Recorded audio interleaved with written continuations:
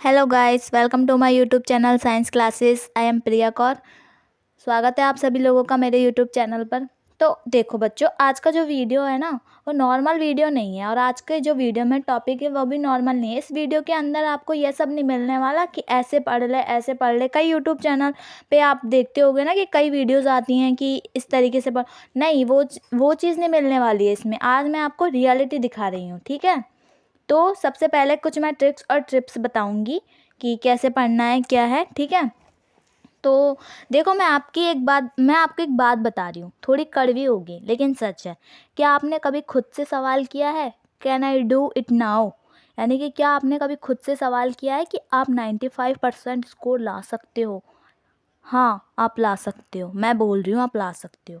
क्योंकि सबसे पहले तो हमें क्या करना है, हमारे मन में जो ये भावना लानी है कि हम कर सकते हैं, अच्छा स्कोर ला सकते हैं। अभी भी अगर कुछ नहीं पढ़ा या अभी तक आप कंफ्यूज हो कि कैसे पढ़ें, स्कोर कैसे अच्छा लाएं, कुछ टाइम बचा है, कैसे स्कोर अच्छा ला सकते हैं, इसमें इतने टाइम से आपने कुछ नहीं पढ़ा है और अब आपको कुछ टाइम बचा है और आपको इसी में पढ़ के आपको 95 प्लस लाना है, ठीक है। तो आप ला सकते हो। पहले तो आपको खुद को मन में ये विश्वास कर लेना चाहिए कि हाँ, मैं ये कर सकता हूँ, ठीक है। तो आप खुद तो कंफ्यूज हो ही मत कि मैं नहीं कर सकता। अगर आपके मन में ये भावना नहीं होगी ना कि मैं ये कर सकता हूँ, तो आप कर ही नहीं सकते, क्योंकि आपको लगता ही नहीं आप कर सकते हो। सबसे पहले तो आपको अपने मन में ये विश्वास दिलाना है कि मैं ये चीज़ कर सकता हूँ। मैं एक रियलिटी बताऊँ, कुछ स्टूडेंट ऐसे भी होते हैं जिन्होंने कुछ नहीं पढ़ा, बस एक एक महीने 15 दिन पढ़कर 95% ला सकते हैं। मतलब पॉसिबल तो है ना, उन्होंने भी लाए ना, तो ये पॉसिबल है। तो जितनी चीज़ें मैं आपको बताऊंगी वो मोस्ट इम्पॉर्टेंट होगी और आगे आने वाले 1 से 1.5 महीने अप्लाई करना आपको बस उसको, मतलब कि बस मैं ज़्यादा कुछ नहीं, 1 से 1.5 महीने उसको आपको ट्राई करना है, अप्लाई करना है। फिर बताना मुझे, ओके, कमेंट करना, ठीक है। सबसे पहले है, मैं बताती हूँ आपको कि आपको सबसे पहले तो आपके मन में ये विश्वास बनाना है। दूसरी चीज़ मैं बताती हूँ, वीक वर्सेस स्ट्रॉन्ग टॉपिक्स। देखो, अब तुम ये कहोगे मैम आप ये तो कह रहे हो कि पढ़ो, मतलब कर सकते हो, कैसे पढ़ें, स्टार्ट। तो सबसे पहले हमें तो दिक्कत ही ये आती है, स्टार्ट कैसे करें। तो देखो, सबसे पहले तो स्टार्ट करना है। स्टार्ट करना कैसे है? स्टार्ट करना ही ज़्यादा मुश्किल होता है। तो वो स्टार्ट करना कैसे है मैं आपको बताती हूँ।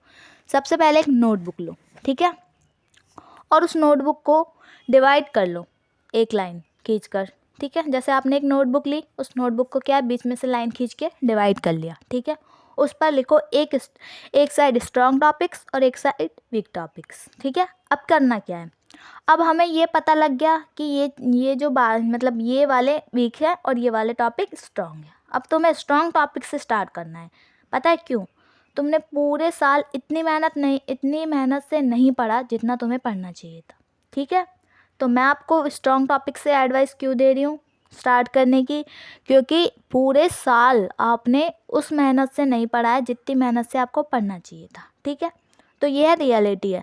तो तुम अंदर से ना डरे हुए हो, तुम्हें ऐसा लग रहा है कि तुम्हारे मतलब कॉम्पिटिटर्स हैं जो, वो बहुत पढ़ रहे हैं मगर तुम नहीं पढ़ पा रहे हो। बहुत बार हमारे मन में क्या आता है, सवाल आता है ना, आता है, हमारे मन में भी आता है, आता होगा ना, कि ये तो मतलब कि हम नहीं पढ़े यार, हमारे जो कॉम्पिटिटर्स हैं उन्होंने इतना पढ़ लिया है, अब हमने तो कुछ भी नहीं पढ़ा है, आता है ना। तो वो क्या है, तुम्हारा कॉन्फिडेंस लो हो जाता है, वीक हो जाता है तुम्हारा कॉन्फिडेंस। तो सबसे पहले हमें क्या करना है, कॉन्फिडेंस बढ़ाना है। और उसके लिए हमें स्ट्रॉन्ग टॉपिक्स को पढ़ना है, ना कि वीक टॉपिक को, ठीक है। उसके बाद वीक टॉपिक को पढ़ेंगे। अब मैं आपको सब्जेक्ट वाइज स्ट्रैटेजी बताती हूँ कि किस सब्जेक्ट में किस तरीके से आपको पढ़ना है, ठीक है। किस सब्जेक्ट को आपको किस तरीके से पढ़ना है ये मैं आपको बताती हूँ। सबसे पहले मैथ के बारे में मैं बता रही हूँ। सबसे पहले एक फॉर्मूला शीट तैयार कर लीजिए मैथ में। तो एक शीट लिख लो जिससे कि तुम्हारे सारे फॉर्मूले, मतलब कि सबसे पहले आपको क्या करना है, एक शीट तैयार कर लेनी है फॉर्मूले की, ठीक है। उस शीट पर ना सारे फॉर्मूलाज लिख लो, जिससे कि तुम्हारे सारे फॉर्मूले क्या है, उधर ही क्लियर हों, ठीक है। क्योंकि तुम्हें पता है बिना फॉर्मूले के कुछ भी नहीं होगा मैथ में। फॉर्मूला मैथ में इम्पॉर्टेंट है। दूसरी चीज़ मैं आपको सजेस्ट करूँगी यहाँ पे, डोंट सॉल्व एवरी क्वेश्चंस, ठीक है, ठीक है। सारी सारे जो क्वेश्चन है ना उनको सॉल्व मत कीजिए। अब आप ये कहोगे मैम ये आप क्या कह रहे हो, नहीं, सारे क्वेश्चंस को सॉल्व मत कीजिए, क्योंकि आपने अगर स्टार्टिंग से पढ़ा हो तो आपको ये सॉल्व करना बनता है। अगर आपके पास कुछ टाइम है, मतलब अब आप पढ़ना स्टार्ट करें तो सारे क्वेश्चन सॉल्व करने का टाइम तो नहीं है ना, कुछ टाइम ही है। तो आपको क्या करना है, सारे क्वेश्चन सॉल्व नहीं करने, क्योंकि सारे क्वेश्चंस में क्या होता है, कई बार एक जैसे क्वेश्चन होते हैं एक जैसे मेथड के। तो आपको क्या करना है, उनमें से दो से चार क्वेश्चन करना है। ऐसा नहीं कि मतलब कि पूरी एक्सरसाइज उसी क्वेश्चंस की है, मेथड की है तो आप उसी को पूरे क्वेश्चंस को कर रहे हो, नहीं, एक दो क्वेश्चन ले लो उनमें से, समझ लो उनको, ठीक है, पूरे क्वेश्चन सॉल्व करने का अब तो टाइम नहीं बचा है। अब तीसरा है फोकस मोर ऑन PYQ, यानी कि चैप्टर वाइज प्रैक्टिस करना, ठीक है। PYQ previous year question paper, ठीक है। इसमें क्या है, चैप्टर वाइज प्रैक्टिस करना है आपको मैथ में। अब मैं बताती हूँ आपको SST के बारे में। अब बात करते हैं SST की, ठीक है। SST में मैं बता रही हूँ कि लॉन्ग आंसर जो होते हैं ना उनकी प्रैक्टिस करना। देखो मैं एक बात बताऊँ, मैंने कोई एक इंटरव्यू देखा था, ठीक है। उस इंटरव्यू में मैंने देखा था कि किसी टॉपर से सवाल पूछा गया था कि SST को पढ़ते कैसे हैं, ठीक है। ये सवाल पूछा गया था इंटरव्यू में किसी टॉपर से, ठीक है। तो उन्होंने पता है क्या बताया कि SST में कुछ याद करना इम्पोर्टेंट नहीं है, उन्होंने कहा लिखना आना इम्पोर्टेंट है। उस बच्चे ने या उस बच्ची ने ये जवाब दिया था कि SST में मतलब कि याद करना इम्पोर्टेंट नहीं है, उस SST में लिखना आना चाहिए इम्पोर्टेंट है। जिस बच्चे को लिखना आता है, जिस बच्चे को कीवर्ड लिखना आते हैं, आंसर को लिखा कैसे जाता है, फॉर्मेट क्या होता है आंसर राइटिंग का, ठीक है, जिसे ये समझ आ गया ना वो स्कोर बना लेगा। जितना अच्छा लिखोगे उतने ज़्यादा नंबर ला पाओगे। तो आपको क्या करना है, लॉन्ग क्वेश्चंस की प्रैक्टिस करना है, ठीक है। लॉन्ग क्वेश्चन क्या आपको प्रैक्टिस करना है SST में, जितना हो सके लॉन्ग क्वेश्चन को लिखने की प्रैक्टिस करिए।